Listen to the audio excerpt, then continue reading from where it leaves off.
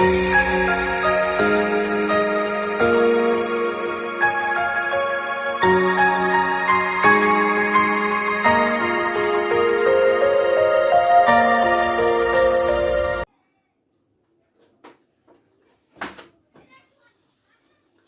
बच्चों, good morning. वर्ग 8 के लिए आज शुरू करेंगे अध्याय 8 से राशियों की तुलना। राशियों की तुलना।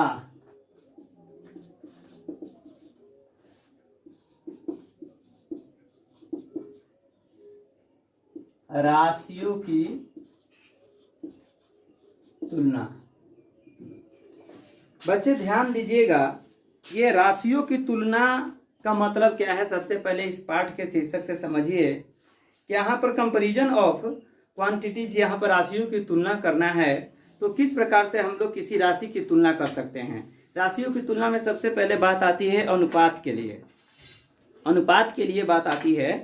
तो अनुपात का अर्थ क्या होता है। अनुपात, सही मायने में अनुपात का अर्थ क्या होता है।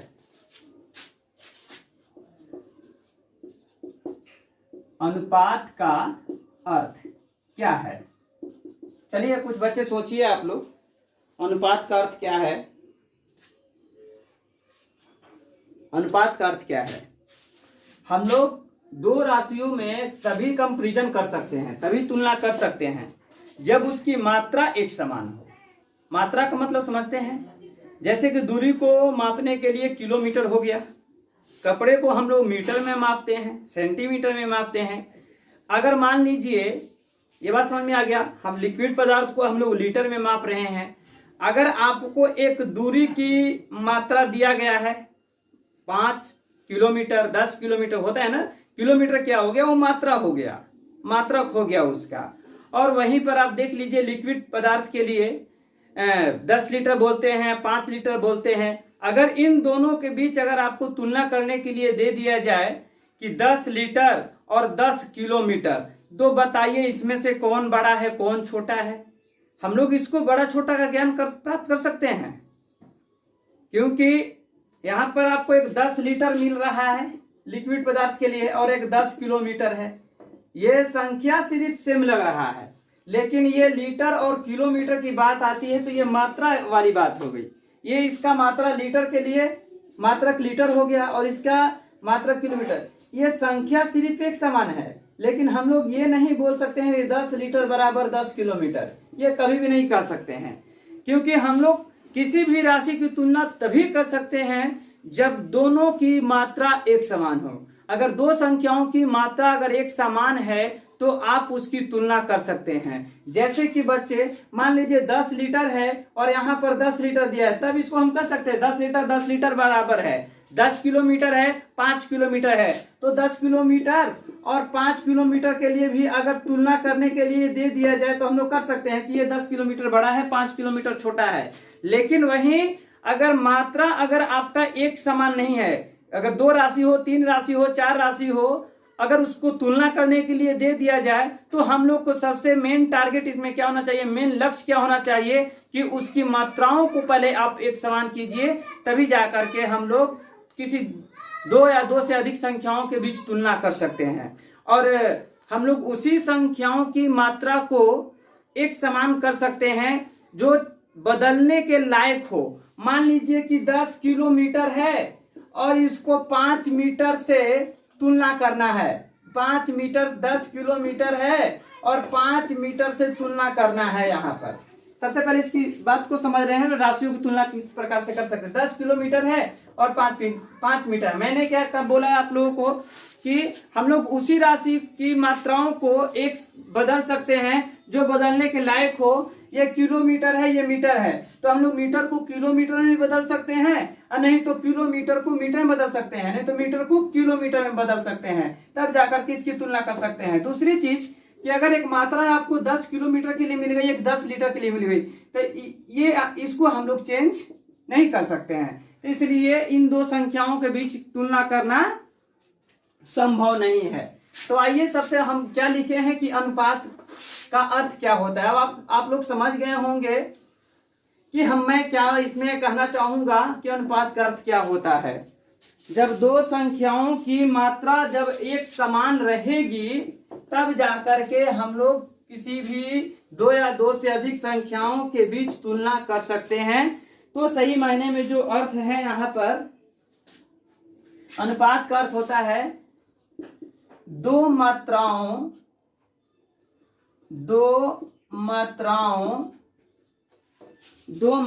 की तुलना करना।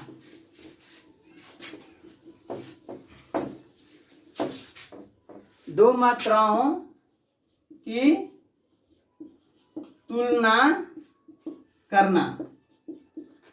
ध्यान दीजिएगा, अनुपात का सही मायने में जो अर्थ है वो दो मात्राओं की तुलना करना होता है। दो संख्याएं बस दे दिया गया कि 20 और 25 में अंतर बताओ, तो यहाँ पर ये समझ में आ जाएगा। इसमें मात्रा नहीं दिया हुआ है, हम लोग इसको आसानी से तुलना कर सकते हैं। लेकिन अगर किसी में मात्रा दिया हुआ है, अनुपात है, अगर मात्रा दिया हुआ है तो हम लोग को सबसे पहले उसके मात्रा को एक समान करना होगा। तो यहाँ पर भी अनुपात का जो सही मायने में अर्थ है, यहाँ पर दो मात्राओं की तुलना, हम लोग मात्राओं की तुलना करते हैं। अगर मात्रा जैसे कि अभी मैंने आपको बताया कि 10 किलोमीटर है और 5 लीटर है, तो इसकी तुलना हम लोग कर सकते हैं? बिल्कुल नहीं कर सकते हैं, क्योंकि यहाँ पर मात्रा की तुलना नहीं किया जा रहा है। संख्या है लेकिन मात्रा जो है यहाँ पर अलग अलग है, इसका किलोमीटर, इसका लीटर है, इसलिए इसकी तुलना हम लोग नहीं कर सकते हैं। चलिए बच्चे, आइए हम लोग अपने विषय वस्तु पर आते हैं। और इसमें कुछ सवाल दिया हुआ है, सवालों को हल करेंगे तो और ज्यादा क्लियर होगा। ये नीचे कुछ स्वयं करके देखिए, पेज नंबर 123 में, इसको नोट करते जाइएगा।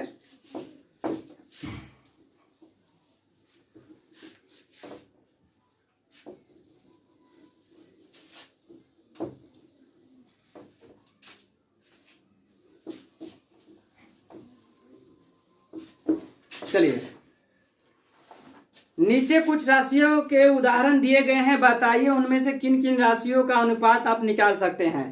पहला नंबर दिया हुआ है, स्वयं करके देखिए में, कि 200 मीटर एवं 150 सेकेंड।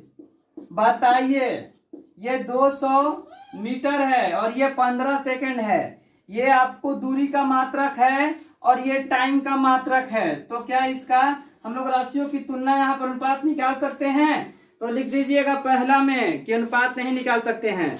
दूसरी चीज, यहाँ पर दूसरा नंबर में दिया है कि 15 किलोमीटर और 7,000 मीटर है, तो इसका अनुपात हम लोग निकाल सकते हैं। अनुपात बराबर 15 किलोमीटर बटा 7,000 मीटर। 15 किलोमीटर को आप मीटर में बदल दीजिए, 15 गुणा 1,000 कर दीजिए, मीटर में बदल जाएगा, और ये 7,000।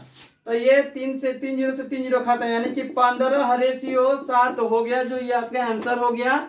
यहाँ पर इसका अनुपात निकाल सकते हैं, क्योंकि इन दोनों का मात्रक जो है एक समान है।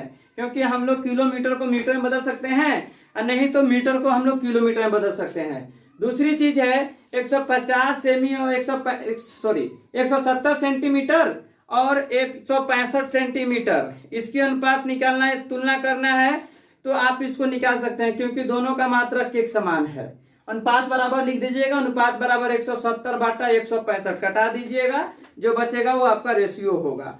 दूसरी चीज है 50 रुपये, 500 रुपये एवं 250 व्यक्ति, 500 रुपये एवं 250 व्यक्ति। यहाँ पर एक मात्रक रुपया में है और दूसरा मात्रक आपका व्यक्तियों की संख्या को बता रहा है, तो इसकी भी तुलना हम लोग नहीं कर सकते हैं। लिख दीजिएगा, इसका अनुपात नहीं निकाल सकते। दूसरी उदाहरण नंबर 1 पर आइए अब।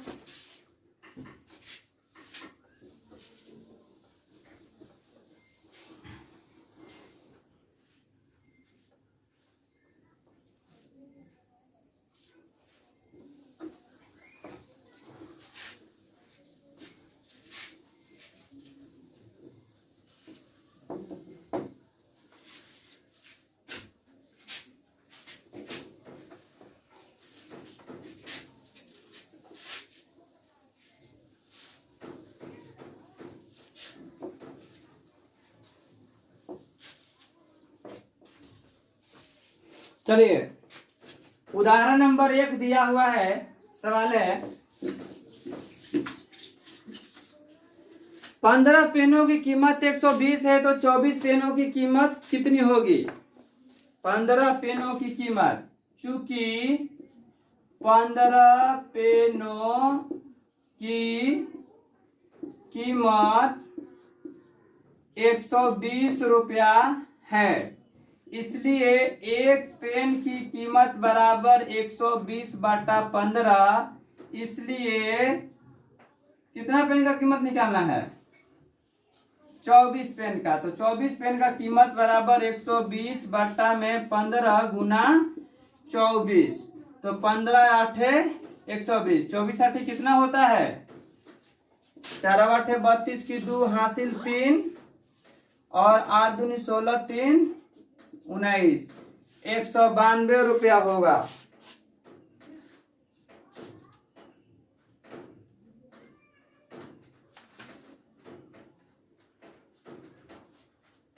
चलिए उदाहरण नंबर 2 देखिए बच्चे।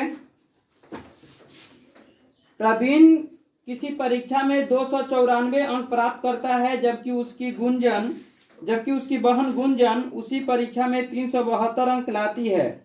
यदि प्रवीण को परीक्षा में 49% अंक प्राप्त होता है तो निम्न प्रश्नों के उत्तर दीजिए। परीक्षा में प्रवीण के अंकों का उसकी बहन गुंजन के अंकों से अनुपात निकालिए। सबसे पहले सबका अंक पता कीजिए कि सबको कितना अंक मिला हुआ है। तो प्रवीण किसी परीक्षा में 294 अंक प्राप्त करता है, जबकि उसकी बहन गुंजन उसी परीक्षा में 372 अंक लाती है। प्रवीण को परीक्षा में 49% अंक प्राप्त होता है। निम्न प्रश्नों का उत्तर दीजिए। बना दीजिए इसको।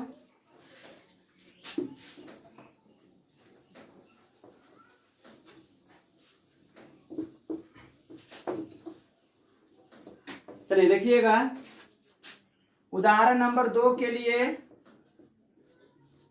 अ नंबर, परीक्षा में प्रवीण के अंकों का उसकी बहन गुंजन के अंकों से अनुपात निकाल दीजिए। अनुपात बराबर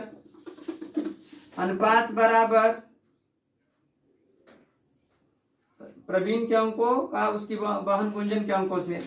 प्रवीण का अंक बटा में गुंजन का अंक। प्रवीण का अंक कितना है, प्रवीण को 294 अंक मिला है और इसको मिला है 372। कटा दीजिए इसको, 2 से कटाइए। 2 एकम 2, 2 चौका 8, 2 7 14 और 2 से कटेगा तो 2, 2 8 16, 2 6 12। अब कट जाएगा ये कितना से,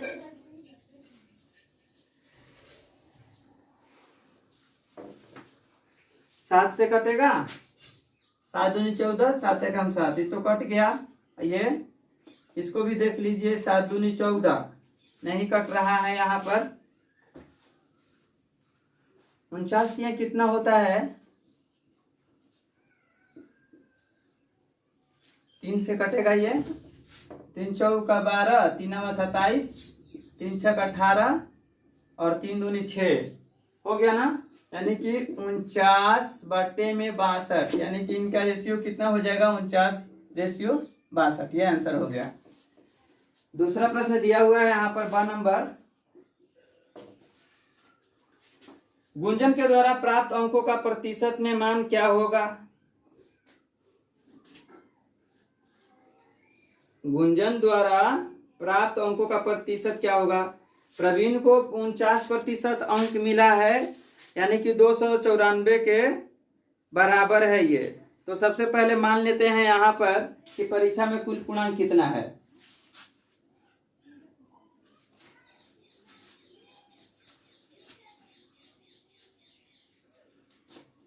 मान लीजिए, माना कि कुल पूर्णांक बराबर x। प्रश्न से दिया हुआ है क्या कि टोटल पूर्णांक का 49% प्राप्त करके प्रवीण को 294 अंक मिला है। पूर्णांक पता चल जाएगा तो हम लोग गुंजन का अंक प्राप्त कर सकते हैं। क्योंकि यहाँ पर आपको क्या निकालना है, गुंजन के द्वारा प्राप्त अंकों का प्रतिशत ज्ञात करना है। तो x बराबर 294 गुना, ये भागा में है तो 100 आ गया ऊपर, बटा नीचे 49 कटाइए इसको, 7 से कट जाएगा, 7 चौक 28 और 7 दूनी 14 और 7 सत्ते 49, 7 छक 42। तो x बराबर कितना हो गया, 600 हो गया। टोटल पूर्णांक कितना का हो गया, टोटल पूर्णांक 600 का हो गया। अब लिख लेंगे यहाँ पर गुंजन द्वारा प्राप्त प्रतिशत,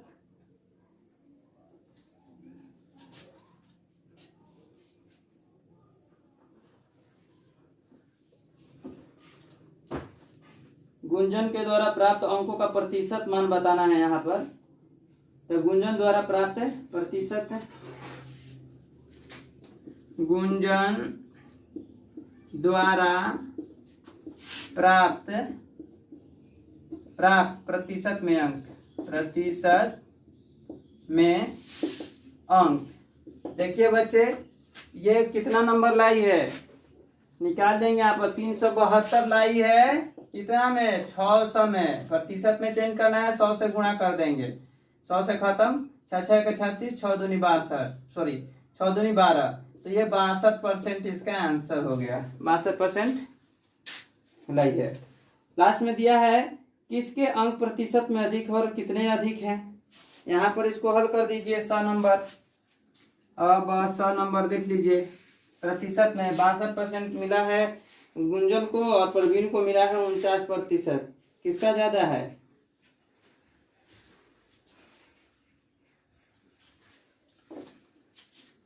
यहाँ पर गुंजन का ज्यादा है ना। तो गुंजन द्वारा प्राप्त अंक, गुंजन द्वारा प्राप्त अधिक अंक प्रतिशत में बराबर 62% में से 49% घटा दीजिए। 12 में से 9 गया 3 और 5 में से 4 गया 1, 13% ही अधिक लगी है। चलिए बच्चे, प्रश्नावली 8.1 अगले वीडियो में शुरू करेंगे हम लोग। और इसमें जो एक सवाल दिया हुआ है लास्ट में स्वयं करके देखिए, आप लोग खुद से बनाइएगा इसको और बना करके आप व्हाट्सएप में सेंड कर सकते हैं, उसको हम चेक करेंगे। चलिए आज के लिए बस इतना ही। थैंक यू बच्चों।